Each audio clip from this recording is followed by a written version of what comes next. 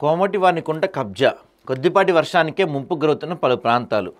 మేడ్చల్ జిల్లా నాగారం మున్సిపాలిటీ పరిధిలో ఆక్రమణలు. సర్వే నెంబర్ 598, 599, 551లో కొంత భూమి కబ్జా.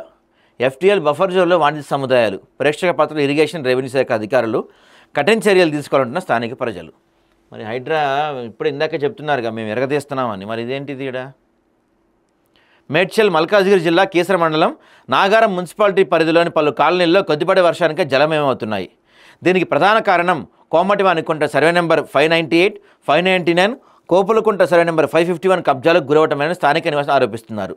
ఈ కుంటల విస్తీర్ణం గణనీయంగా తగ్గిపోవడంతో లోతట్టు ప్రాంతాలైన కాలనీలు నిత్యం నీట మునుగుతూ ప్రజలకు నరకం చూపిస్తున్నాయి. కోమటివానికుంట ఎఫ్టీఎల్ మరియు బఫర్ జోన్లలో వాణిజ్య సముదాయాలు, షెడ్లు నిర్మించడం వల్ల వరద నీరు నాగారం ప్రధాన రహదారిపై ప్రవహిస్తుంది. దీనివల్ల వాహనదారులు తీవ్ర ఇబ్బందులు పడుతున్నారు. అంతేకాకుండా కోమటివానికుంట నుండి సర్వే నెంబర్ 17లోని దామరకుంటలోకి వెళ్లే సహజ నీటి ప్రవాహ మార్గంలో లేఅవుట్లు వేసి ఇల్లు నిర్మించారు. ఈ స్థలాలు తెలియక కొనుగోలు చేసిన ప్రజలు వర్షం పడిన ప్రతిసారి తమ ఇల్లు మునగడంతో తీవ్ర ఇబ్బందులు పడుతున్నారు.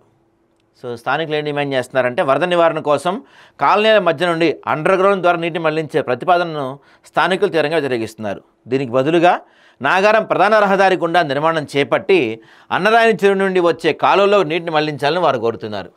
ఈ సమస్యపై హైడ్రా, కలెక్టర్, ఇతర ఉన్నతాధికారులు తక్షణమే స్పందించాలని ప్రజలు డిమాండ్ చేస్తున్నారు. అదేవిధంగా రెవెన్యూ రికార్డుల ప్రకారం కుంట విస్తరణాన్ని డిమార్కేషన్ చేసి కోమటివానికుంట ఎఫ్టీఎల్ బఫర్ జోన్లోని అక్రమ నిర్మాణాలను తొలగించి కాలనీలో నీరు చేరకుండా తగిన చర్యలు తీసుకోవాలని కోరుతున్నారు. ఈ చర్యలు తీసుకుంటేనే తమకు శాశ్వత పరిష్కారం లభిస్తుందంటున్నారు బాధితులు. చూడాలి మరి ఈ చర్యలు తీసుకుంటారో లేదో డౌటే.